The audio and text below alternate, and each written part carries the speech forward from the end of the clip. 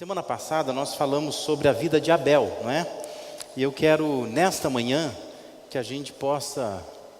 O negócio tem que voltar lá. Que a gente possa refletir na vida de um homem lá do Antigo Testamento, talvez bastante conhecido, chamado Caleb, né?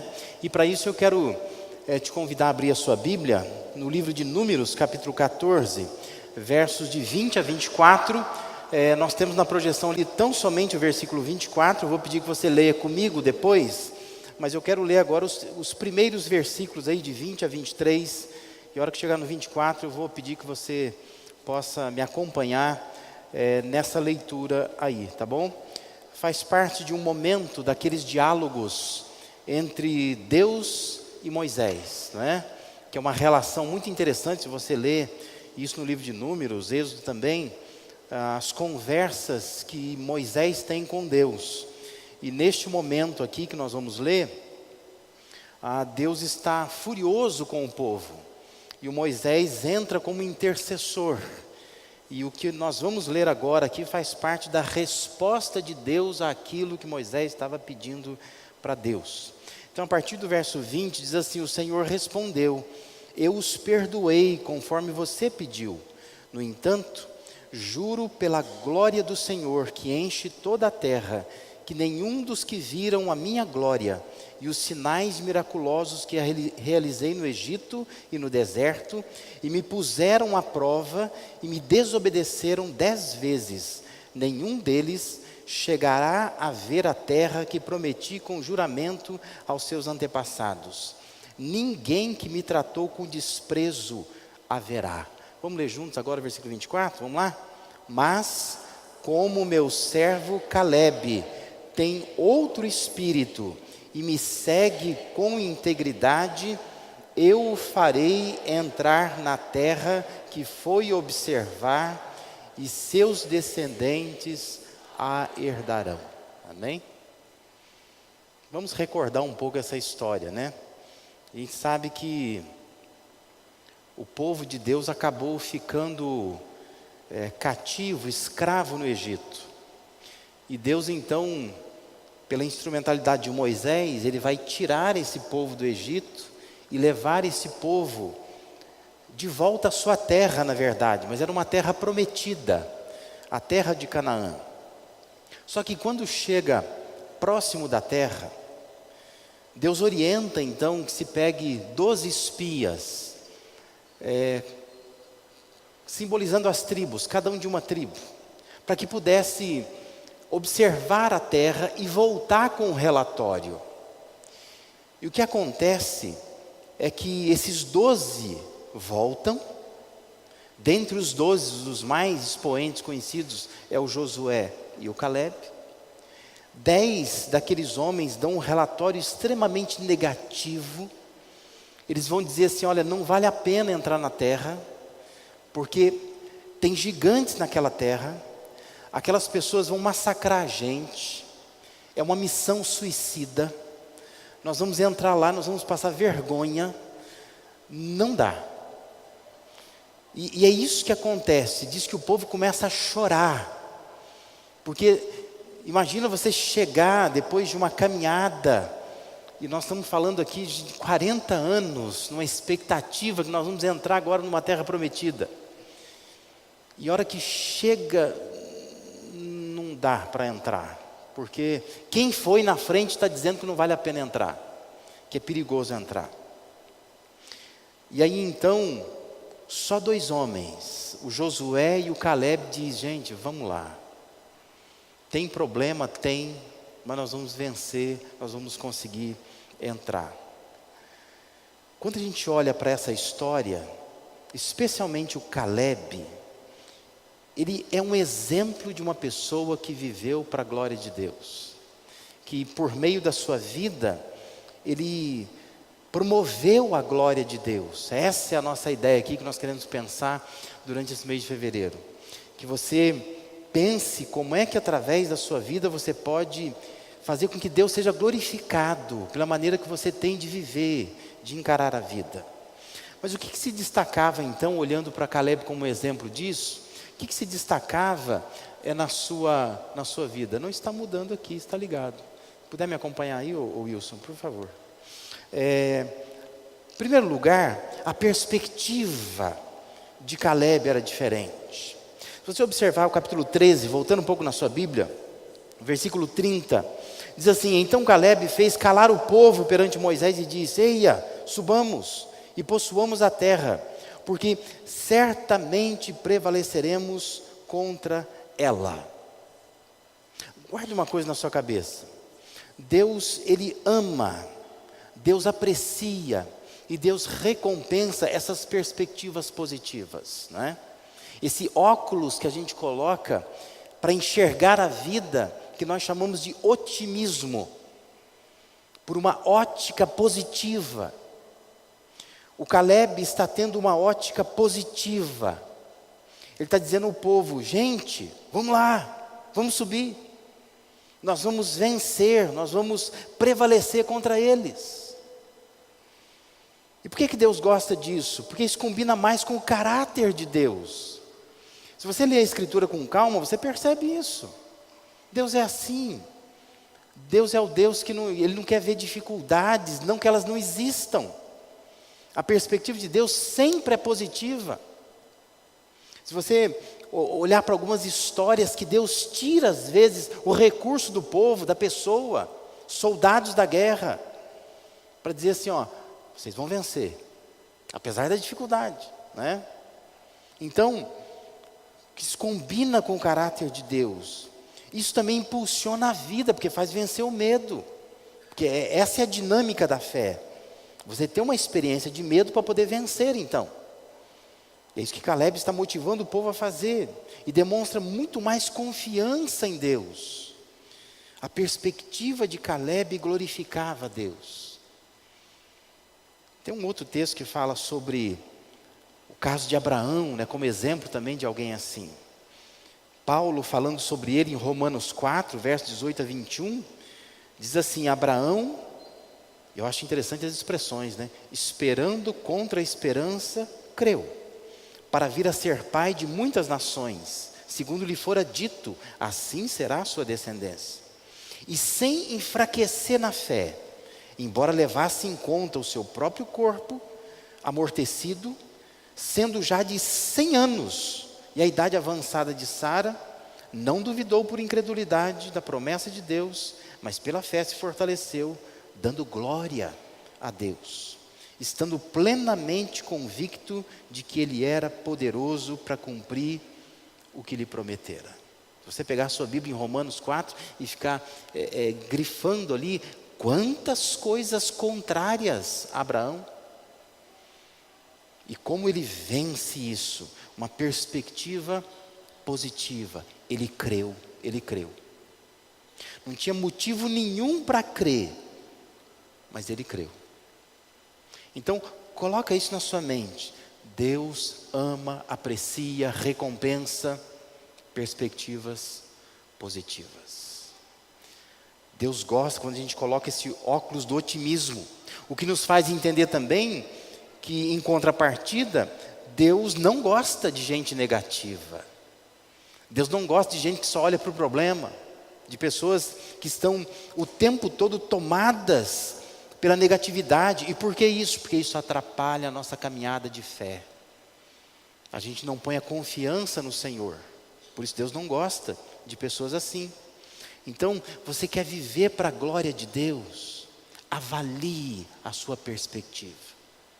Se você é uma pessoa que está batalhando para ter uma perspectiva sempre positiva, sempre olhando de uma forma positiva. Em segundo lugar, o que chama atenção também na vida do Caleb é o seu foco. Capítulo 14, versículo 24, Deus está dizendo assim: mas como meu servo Caleb tem outro espírito e me segue com integridade. Quando a gente entende tudo que Deus está falando aqui, a gente poderia substituir a palavra espírito por foco. Deus estaria dizendo assim para Caleb: Mas como meu servo, a respeito de Calebe, aliás, né?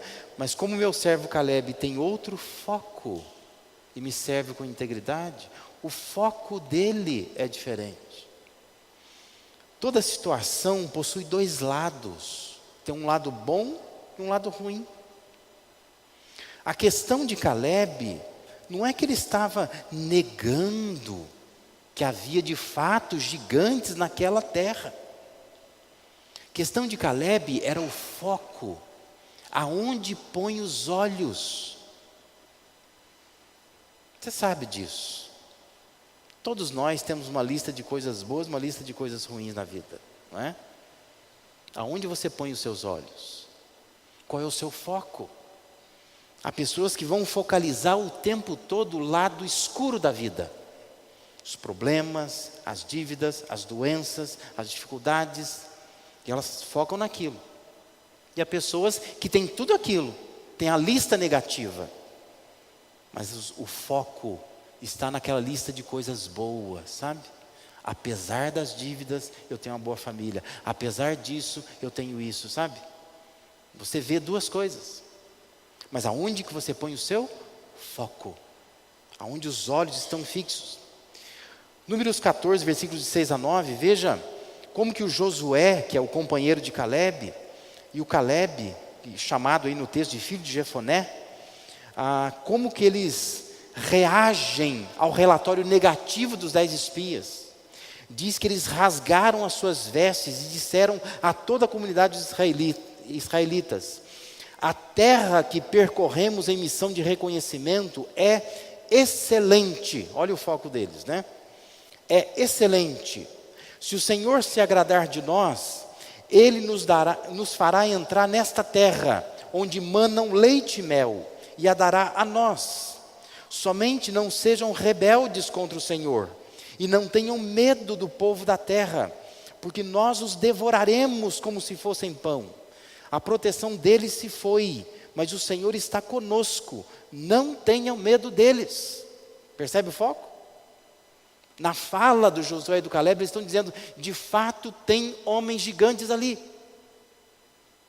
Dá para apavorar, para tremer, para ter medo. Quando a gente percebe a qualidade de guerra daqueles homens lá. Mas a diferença do Calebe e do Josué, eles estão dizendo o seguinte: olha, nós os devoraremos como pão. Porque a gente olha para nós, a gente se vê melhor que eles? Não. Ele está dizendo assim: a proteção deles se foi, mas o Senhor está conosco. Foco. O nosso foco está no fato de que Deus nos mandou entrar. E se Deus mandou entrar, é porque Deus tem propósitos para nós. Nós vamos seguir esse Deus. É o foco. Não é negar. Não é ficar dizendo assim: não, eu não tenho problema nenhum. Eu tenho problema. Eu tenho dificuldades. Mas o meu foco não está nisto. Por isso que Deus diz: o meu servo Calebe tem um outro espírito. Diferente daqueles 10. Ele tem um outro foco. Ele tem uma outra maneira de contemplar a situação. Tem um lado ruim, tem um lado bom. Ele está olhando aqui para o lado bom. Não está focando no lado ruim. Entenda que a diferença estava naquilo aonde os olhos dele focalizavam. A diferença entre uma vida e outra vida muitas vezes está nisso. Aonde você põe o seu foco, os seus olhos. Isso é importante. Tem gente que usa o foco para se desculpar, para não fazer o que Deus quer, né? Não vale mais a pena ir à igreja. Está tendo isso, está tendo aquilo. Também não vou orar mais não. Ler a Bíblia para quê? É o foco. Você fica focando em algumas coisas e se desculpando às vezes para deixar de fazer aquilo que Deus quer. Coloque o foco no lugar certo, que Deus vai abençoar. Porque isso significa que eu estou confiando no que Deus tem para mim.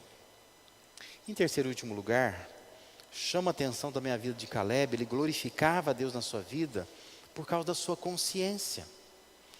As nossas perspectivas, decisões, nossas ações afetam outras gerações. Versículo 24 que nós lemos diz assim: eu o farei entrar na terra que espiou, falando sobre Caleb, e a sua descendência a possuirá. Corrigida, traduziu assim: a sua semente possuirá em herança. E a NVI que nós lemos diz: eu farei entrar na terra que foi observar, e seus descendentes a herdarão.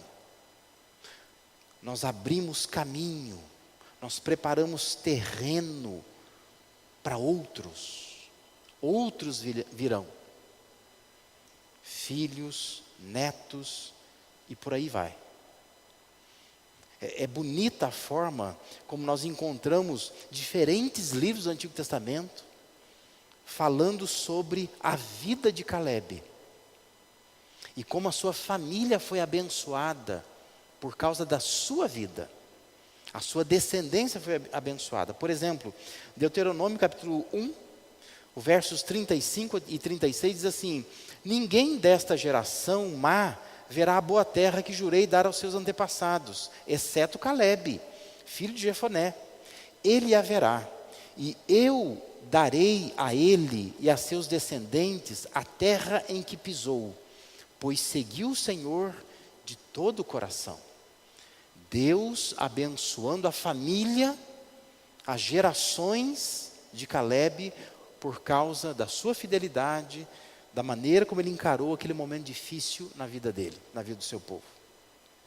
Josué 14:14 também diz assim: por isso, até hoje, Hebrom pertence aos descendentes de Caleb, filho do quenezeu Jefoné, pois ele foi inteiramente fiel ao Senhor, ao Deus de Israel.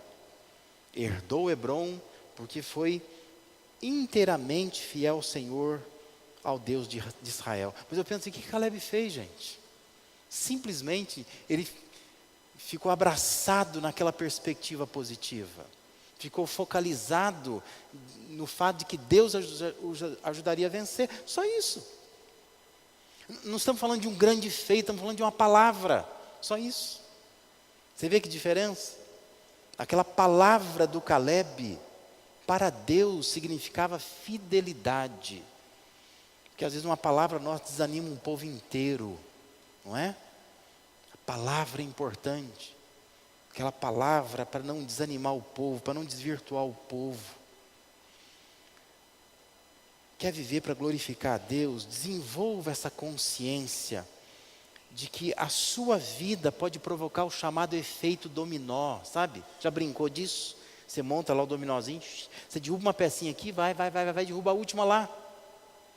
A sua vida pode abençoar muita gente. Olhando para Caleb, a sua palavra pode abençoar muita gente, muita gente. Só uma perspectiva, só um foco. Mas uma perspectiva e um foco numa consciência de que gerações serão abençoadas através daquilo que eu estou falando, daquilo que eu estou fazendo.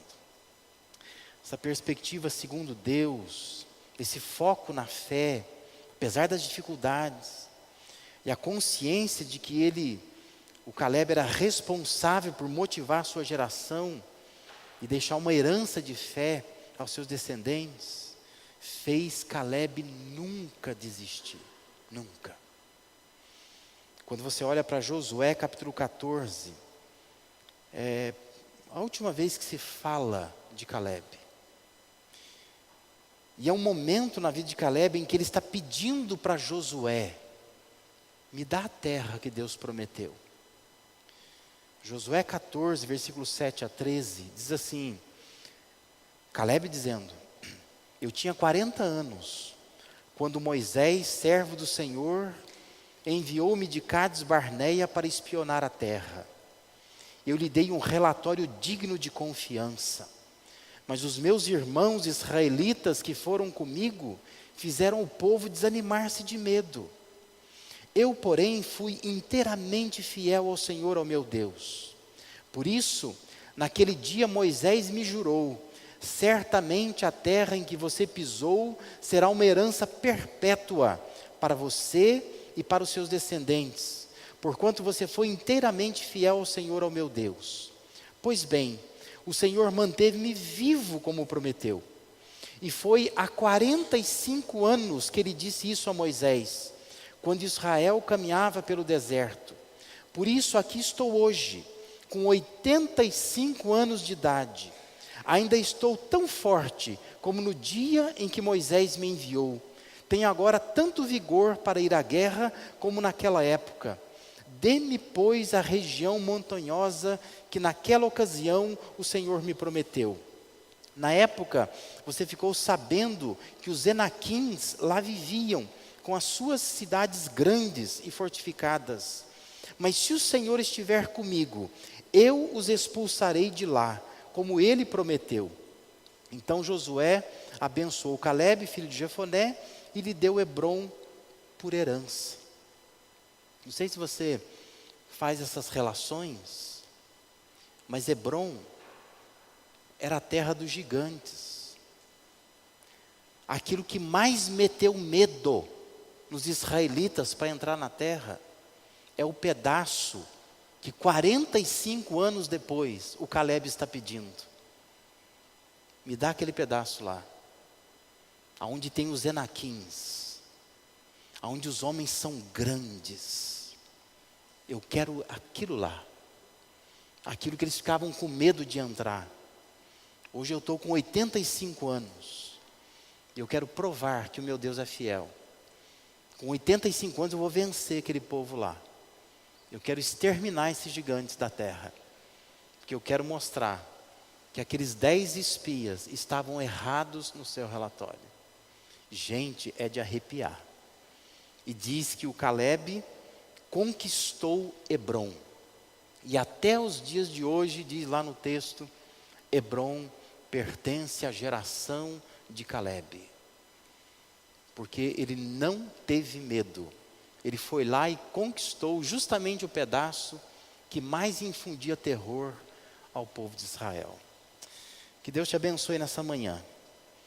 Eu não sei qual é o problema que você está passando, quais são as suas dificuldades, mas eu queria que você pensasse um pouco naquilo que nós refletimos nessa manhã. Quer viver para a glória de Deus? Siga o exemplo de Calebe. Observe a sua perspectiva. Observe qual é o seu foco. Aonde você tem colocado os seus olhos. Observe a sua consciência. Se você está consciente de que aquilo que você vive, fala, faz hoje, tem influência sobre as suas gerações. Deus quer abençoar sua família através da sua vida. Cuidado com a maneira como você olha para a vida. Cuidado onde você põe o seu foco. Cuidado com esse jeito inconsciente, às vezes, que nós temos, de não perceber que viver para a glória de Deus é causar um efeito dominó para abençoar outras vidas que virão depois de nós. Amém? Feche seus olhos, vamos orar. Pai, nós te louvamos, porque a tua palavra, ela sempre nos encoraja a viver pela fé. Obrigado a Deus pelo desafio de refletir na vida de Calebe, um homem que viveu para a tua glória, que enfrentou relatórios negativos e que teve coragem para os 85 anos conquistar justamente aquele pedaço de terra aonde tinha homens gigantes de quem os israelitas tinham medo. Te louvamos, ó Deus, por esse exemplo de fé e pedimos, ó Pai, que isso nos motive a sairmos deste lugar, corrigindo a nossa perspectiva, ajustando o nosso foco e lapidando a nossa consciência, para que possamos viver para a tua glória. É a oração que fazemos, em nome e por amor a Jesus. Amém e amém.